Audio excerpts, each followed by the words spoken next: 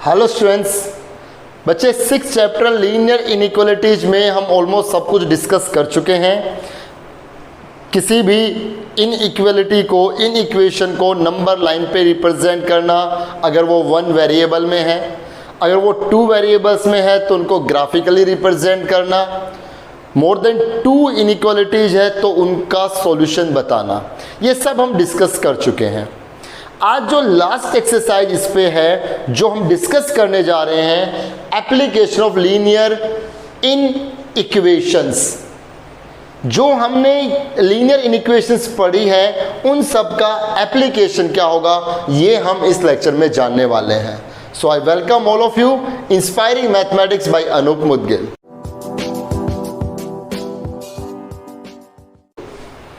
देखिए, एक्सरसाइज 6.5 के ऊपर कोई फॉर्मूला नहीं है, पीछे जो बातें हमने डिस्कस की है उन्हीं को लेकर के हम लीनियर इनइक्वेशंस बनाएंगे, फिर उनको सोल्व करेंगे। तो आपके सामने कुछ प्रैक्टिकल क्वेश्चंस होंगे, उनकी स्टेटमेंट पढ़ करके हम उनके ऊपर इनइक्वेशंस तैयार करेंगे। तो अगर हम बात करें क्वेश्चन नंबर 1 पे, स्टेटमेंट आप सब देखें, सब आप अपनी बुक लेकर के बैठे अपने साथ और स्टेटमेंट आप सब देखें। स्टेटमेंट क्या है? Find all pairs of consecutive odd natural numbers both of which are larger than 10 such that their sum is less than 40। Question है, उन सभी ओड नेचुरल नंबर्स का पेयर बनाइए, कॉन्जिक्यूटिव पेयर बनाइए। कॉन्जिक्यूटिव मतलब 1 आफ्टर द अदर। जैसे first odd number 1 है तो 1 से नेक्स्ट, 1 से कॉन्जिक्यूटिव ओड नंबर 3, 3 से नेक्स्ट 5, 5 से नेक्स्ट 7, तो ऐसे 1 3 3 5 5 7 9 11, ये सब ऐसे ओड नंबर्स का हमें कॉन्जिक्यूटिव पेयर बनाना है। और वो पेयर ऐसे बनाने हैं both of which are larger than 10, वो दोनों ही ओड नंबर्स लार्जर देन 10 हो, 10 से ज़्यादा हो। आई मीन अगर पहले वाला ओड नंबर, अब देखिए, वो दोनों ओड नंबर 10 से ग्रेटर होने चाहिए। तो इसका मतलब क्या हुआ कि अगर पहले वाला ओड नंबर ग्रेटर देन 10 है तो उसके जो कॉन्जुगेटिव आएगा वो ऑब्वियसली ग्रेटर देन 10 होगा ही होगा। पहला ओड नंबर हमने 11 लिया तो नेक्स्ट क्या है? 13। पहला अगर 13 है तो नेक्स्ट क्या है? 15। इट मीन्स अगर पहला ओड नंबर ग्रेटर देन 10 ले लिया है तो नेक्स्ट जो नंबर होगा वो ऑब्वियसली ग्रेटर देन 10 ही रहेगा। And the second condition is that such that their sum is less than 40। और कंडीशन ये भी है कि उनका जो सम आए वो लेस देन 40 आए। उन दोनों ओड नंबर्स का, कॉन्जिक्यूटिव ओड नंबर्स का जो सम आए वो लेस देन 40 आए। इन 2 कंडीशंस को लेकर के इस क्वेश्चन को कंप्लीट करना है। तो सबसे पहले हमने अपनी तरफ से यहाँ कंसीडर किया, late 2 consecutive odd numbers are x and x plus 2। First odd number हमने कंसीडर किया x और नेक्स्ट हो गया x प्लस 2। कॉन्जिक्यूटिव है तो पहला ओड नंबर अगर जो आएगा उससे जो नेक्स्ट ओड नंबर होगा वो ग्रेटर देन 2 होगा। 2 से उसमें 2 ऐड करने पर आएगा। फर्स्ट ओड नंबर 1 है तो 2 ऐड किया तो 3 आया, 3 है तो 3 ऐड करेंगे, 3 में 2 ऐड करेंगे तो 5, 5 से नेक्स्ट 7, 2 ऐड करने पर, 7 से नेक्स्ट 9, 2 ऐड करने पर 11, 13, 15, 17, तो 2 का गैप आ रहा है ना। तो फर्स्ट ओड नंबर अगर x है तो नेक्स्ट क्या है? x प्लस 2 है। अब according to question, according to conditions, first condition क्या है कि दोनों ही ओड नंबर ग्रेटर देन 10 होने चाहिए। इसका मतलब जो x है वो ग्रेटर देन 10 है। इस x प्लस 2 को ग्रेटर देन 10 कहने की जरूरत नहीं है। क्यों नहीं है? क्योंकि अगर पहले वाला ओड नंबर, अगर ये first odd number greater than 10 है तो जो दूसरा नंबर है ऑब्वियसली ये तो ग्रेटर देन 10 होगा ही होगा। सो कंडीशन इज दैट कि जो ओड नंबर है वो ग्रेटर देन 10 हो। तो एक कंडीशन तो ये मिल गई कि जो x है वो ग्रेटर देन 10 है। दूसरी कंडीशन ये है कि इनका जो सम आएगा x प्लस 2, इनका जो सम आएगा दैट इज लेस देन 40, इनका सम लेस देन 40 हो। सो 2x प्लस 2 लेस देन 40, यहाँ 2x लेस देन 38, सो x लेस देन 19। अब जरा समझिए, x ग्रेटर देन 10 है, x लेस देन 19 है। I mean, जो नंबर आएगा x वो 10 से ग्रेटर हो और 19 से लेस हो, 10 से बड़ा हो और 19 से छोटा हो। तो इसका मतलब 10 और 19 के बीच में है। तो जो आपका x है वो क्या है, 11, 13, 15, 17। क्यों? क्योंकि x हमने ओड नंबर कंसिडर किया है। सो x अगर 10 से ग्रेटर है, 19 से लेस है, 10 से ग्रेटर और 19 से लेस ओड नंबर्स कौन कौन है, 11, 13, 15, 17, ये x आ गया। और अगर मैं वो पेयर्स ढूंढूं, consecutive odd numbers in pairs, वो उनके मैं पेयर्स बनाऊं तो क्या क्या बनेगा, x अगर 11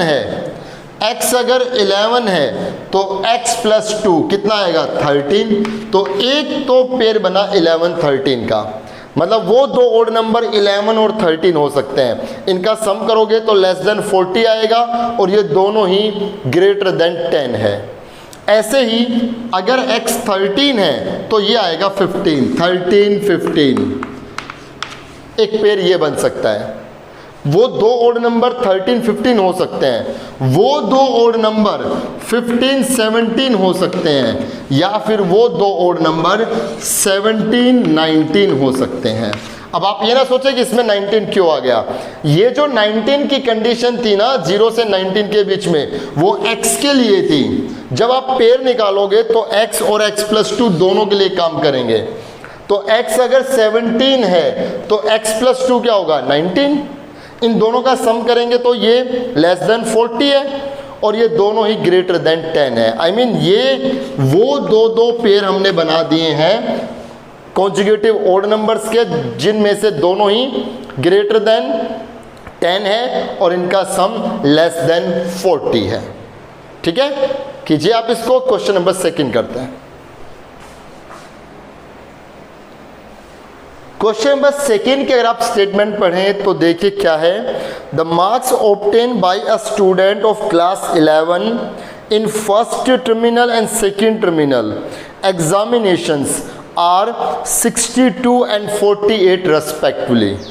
मतलब किसी स्टूडेंट के फर्स्ट टर्म में जो मार्क्स आए वो 62 हैं और सेकेंड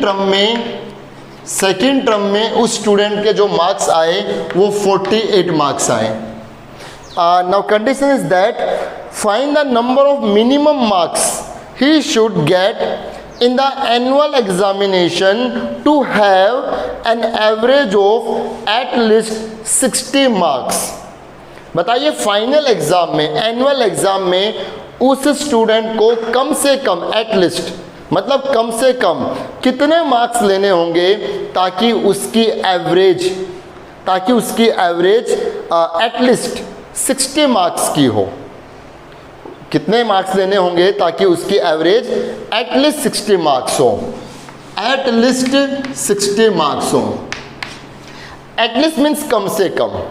तो कम से कम का मतलब ये हो गया, अगर मैं ये कहूँ कि आपको इस एक्सरसाइज के मैं आपको कोई एक असाइनमेंट दिया और उसमें मैंने आपको 10 क्वेश्चंस दिए और मैं कहूँ आपको इन 10 क्वेश्चंस में से एटलीस्ट 7 क्वेश्चंस तो करने ही करने हैं। तो एटलीस्ट 7 क्वेश्चंस का मतलब ये हो गया कि आपको 7 क्वेश्चंस तो करने ही करने हैं। आप 7 से ज़्यादा भी कर सकते हो। तो कोई बच्चा अगर 7 कर रहा है तो ठीक है, 8 करता है तो भी ठीक है, 9 करता है तो भी ठीक है और 10 के 10 करता है तो भी ठीक है। एटलीस्ट 7, कम से कम 7, तो इसका मतलब 7 या 7 से ज़्यादा। तो जहाँ एटलीस्ट वर्ड आए वहाँ ग्रेटर देन और इक्वल का साइन लगेगा, ग्रेटर देन और इक्वल। जब मैं कहूं कि आपको एटलीस्ट 7 क्वेश्चंस करने हैं तो इसका मतलब ग्रेटर देन और इक्वल टू 7 के इक्वल या 7 से ज़्यादा। और जहां एट मोस्ट वर्ड आ जाए, एट मोस्ट, वहां लेस देन इक्वल का साइन लगेगा।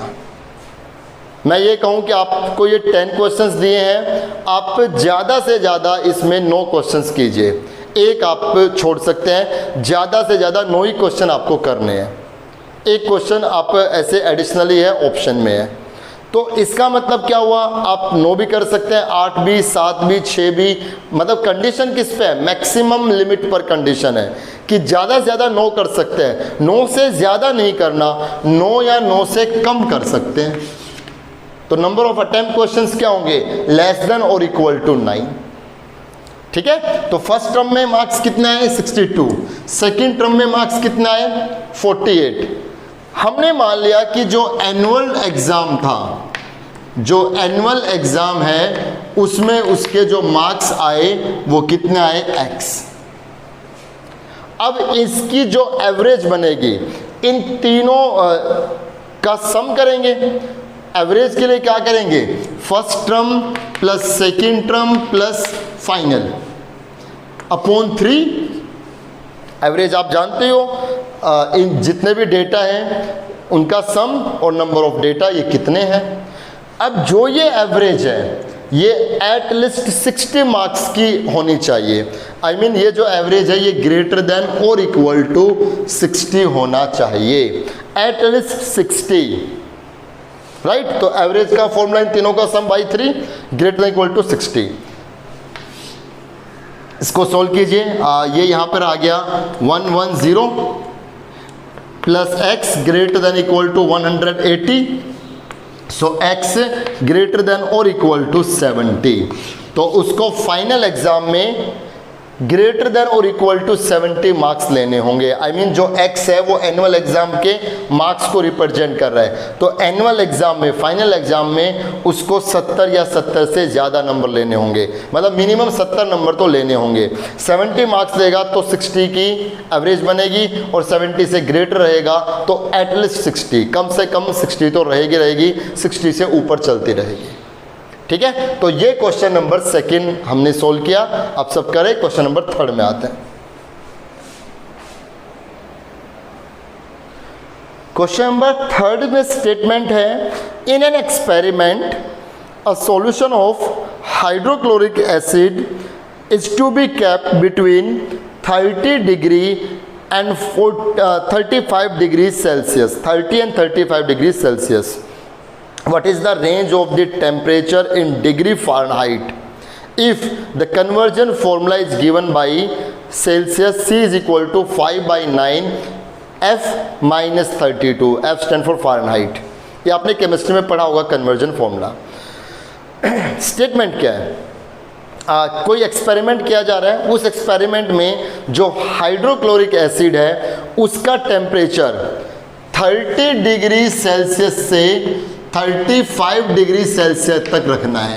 आई मीन्स उस टेम्परेचर को सेल्सियस में जब हमने मेजर किया तो सेल्सियस में उस टेम्परेचर का मेजरमेंट 30 से 35 डिग्री तक रहना चाहिए।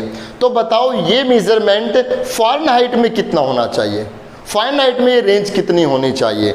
और जब पता है हमें कि जो सेल्सियस है वो 5/9 F माइनस 32 के इक्वल होगा, राइट, जब ये कन्वर्जन फॉर्मूला हमें दिया हुआ है। तो चलिए करते हैं 30 लेस देन सेल्सियस, सेल्सियस को किस में चेंज करना है, फ़ारेनहाइट में। तो ये फॉर्मूला लगा दें, इस सेल्सियस की जगह ये आ जाएगा 5/9 F minus 32 less than 35, less than 35। हमें फ़ारेनहाइट की रेंज निकालनी है, यहाँ सेल्सियस की रेंज दी गई है। फ़ारेनहाइट की रेंज निकालने के लिए F को यहीं रखना है, बाकी सबको सोल्व करना है। तो 5/9 है ना, इस F के जो आसपास है इन सबको हम हटाना चाहेंगे। 5/9 है, ये 9 हटाने के लिए इस सबको 9 से मल्टीप्लाई, यहाँ आएगा 270 लेस देन, यहाँ 9 से मल्टीप्लाई तो cancel 5 f minus 32 less than, ये 9 से मल्टीप्लाई 315, राइट। अब यहाँ 5 है आगे, तो इस सब को 5 से डिवाइड, यहाँ 5 से डिवाइड करेंगे तो 5 5 ज़ा 25, 204 less than f minus 32 less than, यहाँ 5 से डिवाइड, 5 6 ज़ा एंड 3 ज़ा, इतना आएगा। माइनस 32 है अब यहाँ पर, तो सभी में 32 ऐड कर दें, यहाँ 32 ऐड करेंगे तो 86 less than f less than, यहाँ 32 ऐड करेंगे तो 95। इसका मतलब जो फ़ारेनहाइट की रेंज है वो 86 फ़ारेनहाइट से 95 फ़ारेनहाइट तक रहेगी। जो सेल्सियस 30 से 35 तक है वो सेल्सियस फ़ारेनहाइट में 86 से 95 तक होगा। ठीक है। क्वेश्चन नंबर 4 बिल्कुल ऐसा ही है, आप इजीली कर सकते हैं। क्वेश्चन नंबर 5 मैं बाद में लेता हूं, मैं यहां पर क्वेश्चन नंबर 6 को और बता रहा हूं, फिर मैं क्वेश्चन नंबर 5 बताता हूं। क्वेश्चन नंबर 6 के अगर हम स्टेटमेंट पढ़ें तो देखिए क्या है। The water acidity in a pool is considered normal when the average pH reading of 3 daily measurement is between 7.2 and 7.8। किसी पुल में, स्विमिंग पूल में जो वाटर है उसकी जो क्वालिटी इंडेक्स है वो नॉर्मल रहता है। कब? जब उसकी pH वैल्यू डेली के 3 मेजरमेंट हो रहे हैं। उस पानी को दिन में 3 बार मेजर किया जाता है, तो दिन में 3 बार मेजर करने पर उसकी जो एवरेज वैल्यू है, 3 मेजरमेंट लिए, 3 मेजरमेंट का एवरेज निकाला, वो एवरेज 7.2 से 7.8 तक जब रहता है, 7.2 से 7.8 तक जब रहता है वो 3 मेजरमेंट का एवरेज, तो वो वाटर को हम नॉर्मल कह रहे हैं। अब देखिए क्या हुआ। If the first 2 pH readings are 7.48 and 7.85, पहली जो 2 मेजरमेंट हुई कि किसी पर्टिकुलर डे पे पहले दिन जो मेजरमेंट हुई वो 7.48 और 7.85, ये 2 मेजरमेंट हुई। अब बताना है कि बताओ थर्ड जो मेजरमेंट होगी उसकी रीडिंग कितनी आए ताकि वो जो वाटर है उसका जो क्वालिटी है वो नॉर्मल रहे। तो हमने मान ली जो थर्ड रीडिंग आई वो x आई। थर्ड रीडिंग कितनी आई? x। तो ये तीनों reading, first reading, second reading, third reading हमें निकालने, वो हमने x मान ली। तो इन तीनों रीडिंग के बेसिस पर वाटर नॉर्मल कब रहेगा? जब इसका एवरेज, जब इन तीनों रीडिंग्स का एवरेज ये हो गया अपॉन 3, जब इन तीनों रीडिंग्स का एवरेज क्या हो? 7.2 से 7.8 के बीच में होना, मतलब 7.2 लेस देन इक्वल टू 7.8। ये देखो बिटवीन है या फ्रॉम दिस टू दिस है? बिटवीन है तो इक्वल नहीं लगाएंगे, मतलब इनके बीच में होनी चाहिए। ये नहीं कि फ्रॉम दिस टू दिस, कह रहे हैं बिटवीन, इनके बीच में।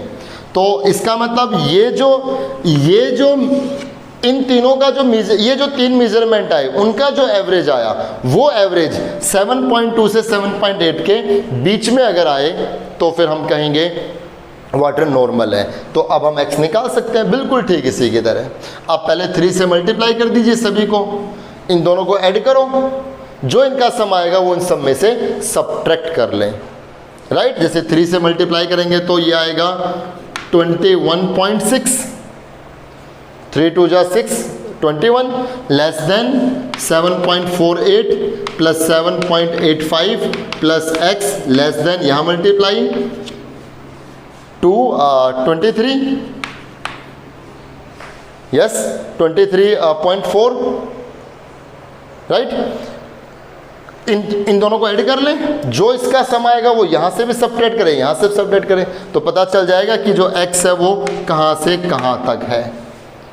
ये थर्ड रीडिंग की रेंज आ जाएगी। ठीक है, तो आप ये कर लें। क्वेश्चन नंबर 5 की अब हम स्टार्टिंग करते हैं, जो इस एक्सरसाइज का सबसे दमदार क्वेश्चन है, बहुत इंपॉर्टेंट है, एग्जाम में आने के लायक क्वेश्चन है। तो क्वेश्चन नंबर 5 जरूर ध्यान दें आप, और उसके जैसा पीछे एक एग्जाम्पल है, वो एग्जाम्पल भी आप करके देखें। तो चलते हैं क्वेश्चन नंबर 5 में। क्वेश्चन नंबर 5 की स्टेटमेंट देखिए। A manufacturer has 600 litres of 12% solution of acid. 600 litre एक सॉल्यूशन है जिसमें 12% एसिड है, राइट। पहली बात तो ये कही गई। How many litre of 30% acid solution must be added to it. बताओ, एक 30% एसिड वाला सॉल्यूशन, एक ड्रम है, उसमें पूरा सॉल्यूशन रखा हुआ है, उस सॉल्यूशन में 12% एसिड है। एक दूसरा ड्रम है, उसमें 30% एसिड है। तो 30% एसिड वाला जो सॉल्यूशन है वो कितना 12% वाले में मिलाया जाए। ये 30% एसिड वाला सॉल्यूशन कितना इस 600 लीटर में मिलाया जाए, ताकि अब जो नया सॉल्यूशन बना उस नए सॉल्यूशन में एसिड का कंटेंट 15% से 18% तक हो। More than 15, less than 18। गर्मियों का दिन है, नींबू पानी की बात कर लेते हैं बच्चे। आप एक शिकंजी तैयार की है जिसमें नींबू का जो रस है वो 12% है 600 लीटर में। एक दूसरा सॉल्यूशन है, उसमें 30% नींबू का रस है। तो वो 30% वाला नींबू का रस, मतलब जो पानी बनाया आपने सॉल्यूशन, वो कितना 12% वाले में डालें, ताकि जो नया जो सॉल्यूशन हमें मिला है उसमें नींबू का रस, सॉल्यूशन नहीं पूरा, उसमें कंटेंट नींबू का रस 15% से ज़्यादा हो, 18% से कम हो। हमें उसमें जो एसिड है ना कंटेंट, उस एसिड के ऊपर बात करनी है। तो हमने क्या किया, 600 लीटर सॉल्यूशन है, उसमें 12% एसिड है। अब हमने कंसिडर किया जो 30% एसिड वाला सॉल्यूशन है ना, उसमें से x लीटर इस 600 लीटर में मिला दिया। तो अब नया सॉल्यूशन कितने का बना, 600 जमा x लीटर। तो 600 जमा x लीटर में जो एसिड है वो 15% से 18% के बीच में होना चाहिए। इसका मतलब ये है कि 15%, किसका 15%, 600 जमा x का, ठीक है, वो लेस देन होगा। अब इसमें जो 600 जमा x में, 600 जमा x में जो एसिड है वो कितना है, मिनिमम 15%। ये 15% कहाँ से आया है, 12% तो 600 का। इस 600 लीटर में, इस 600 लीटर में 12% एसिड था ना, तो 12% तो इसका एसिड जमा x लीटर इसका मिलाया गया है। इसमें कितना है, 30% एसिड, तो 30% किसका, x का।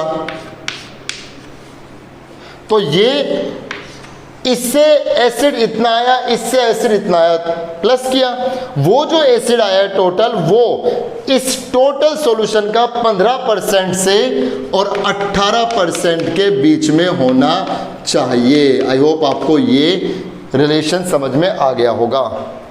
इसका जो एसिड आया है, जो इसका एसिड आया है, ये जो एसिड बना उसमें जो नींबू का रस है, सिर्फ उसकी बात कर रहे हैं। इसमें जो नींबू पानी टोटल 600 लीटर है, लेकिन उस 600 लीटर में जो नींबू का रस है वो 12% है। इसी तरह जो नींबू पानी है वो टोटल x लीटर है, x लीटर नींबू पानी मिलाया, लेकिन उस नींबू पानी में जो 30% नींबू का रस था, तो 12% नींबू का रस यहाँ से मिला, 30% नींबू का रस यहाँ से मिला। जो टोटल जो नींबू का रस है वो इस टोटल में जो नींबू का रस अवेलेबल है वो 15% से 18% के बीच में है।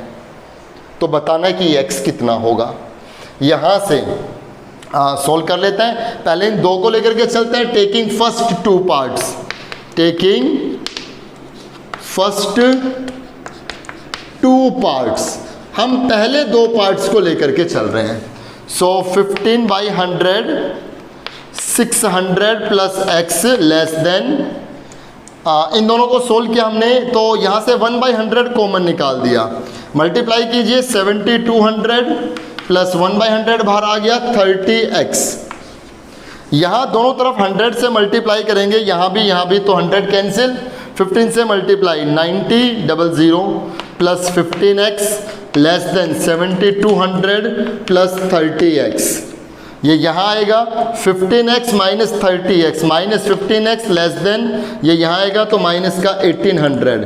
दोनों तरफ नेगेटिव मल्टीप्लाई करेंगे, जब दोनों तरफ नेगेटिव मल्टीप्लाई करेंगे तो ये इनइक्वालिटी चेंज हो जाएगी, ये हो जाएगी ग्रेटर देन 1800, 15 से डिवाइड, सो x ग्रेटर 15, इसके नीचे 120 आ जाएगा। इसका मतलब जो हम 30% एसिड वाला सॉल्यूशन डाल रहे हैं इस 600 लीटर में, वो कम से कम 120 लीटर का तो होना चाहिए, तब 15 से 18 के बीच में उसमें नींबू का रस रहेगा। तो मिनिमम कितना होना चाहिए, ग्रेटर देन 120, मिनिमम 120 लीटर होना चाहिए। मैक्सिमम कितना होना चाहिए, ये लास्ट टू से मिलेगा। अब हम इसको भी सोल्व करते हैं, टेकिंग लास्ट टू पार्ट्स, यहीं हम लिख देंगे टेकिंग लास्ट टू पार्ट्स।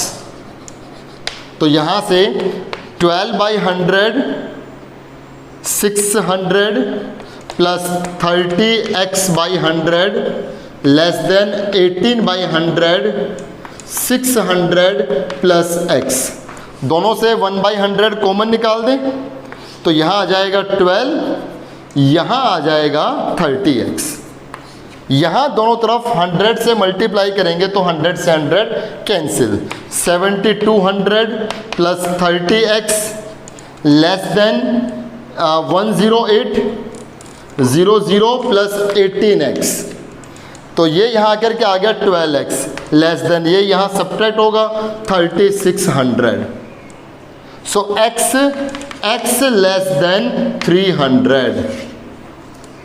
जो सॉल्यूशन है ये जो हम इसमें मिला रहे हैं वो 300 से लेस होना चाहिए, 120 से ग्रेटर 300 से लेस। इसका मतलब जो ये x लीटर हम ले रहे हैं किसका, 30% एसिड वाला जो हम इसमें मिला रहे हैं, वो आपका जो x है, ये जो आपका x है ये 120 less than x less than 300 होना चाहिए। आई मीन जो ये x की जो रेंज है वो 120 से 300 लीटर तक रहेगी, मिनिमम 120 लीटर, मैक्सिमम 300 लीटर। तो 120 से 300 लीटर तक का सॉल्यूशन जब इसमें डिजोल्व किया जाएगा तो उसमें जो एसिड कंटेंट है वो 15% से 18% के बीच में रहेगा। आई होप आपको अच्छे से समझ में ये क्वेश्चन आ गया होगा। इसके जैसा बिल्कुल एज इट इज पीछे एक एग्जाम्पल है, आप अभी देख लीजिए, वो एग्जाम्पल भी आप करके देखें। ये दोनों ही क्वेश्चंस एग्जाम के पॉइंट ऑफ व्यू से बहुत इंपॉर्टेंट है, आप ये दोनों क्वेश्चन अच्छे से कर लें। तो यहाँ इस क्वेश्चन के साथ बच्चे हमारा ये जो 6th चैप्टर है ये कंप्लीट हो गया है। आप सब, अगर मैं इस पूरे चैप्टर को रिवाइज करूँ तो फर्स्ट एक्सरसाइज में आपने सिंपली वन वेरिएबल में लीनियर इनइक्वेशंस को सोल्व किया, उसको नंबर लाइन पे रिप्रेजेंट करना सीखा। सेकेंड एक्सरसाइज में आपने linear inequalities in one variable in absolute value form, modulus form में सोल्व करना सीखा था। उसके बाद जो थर्ड एक्सरसाइज थी उसमें आपने टू वेरिएबल्स में लीनियर इनइक्वालिटीज को रिप्रेजेंट करना सीखा, जहाँ एक ही लीनियर इनइक्वालिटी थी इन टू वेरिएबल्स।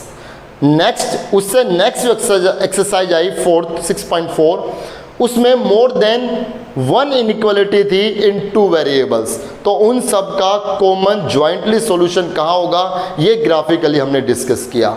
और आज जो ये लेक्चर था, इस लेक्चर में हमने जितना भी ये चैप्टर लीनियर इनइक्वेशंस के बारे में पढ़ा है उनको हमने प्रैक्टिकली यूज करना सीखा कि कैसे हम इन सब बातों को लीनियर इनइक्वेशंस में लगा करके अप्लाई कर सकते हैं। तो ये इस चैप्टर की एक एप्लीकेशन हमने जानी। ये एक छोटी सी एक्सरसाइज थी, 6-7 क्वेश्चन थे, इसमें आपने जाना। तो बच्चे मिलते हैं नेक्स्ट लेक्चर में, तब हम नया chapter number 7 permutation combination start करेंगे। तब तक आप इस चैप्टर को कंप्लीट कर ले। इस चैप्टर रिलेटेड जितने भी एग्जाम्पल्स हैं वो सब करके देखें। लास्ट में जो वेरी शॉर्ट और हॉट्स क्वेश्चंस हैं, हॉट्स एग्जाम्पल्स हैं, वो भी करके देखें। जो भी आपको डाउट हो आप मुझे मैसेज करें। Thank you very much.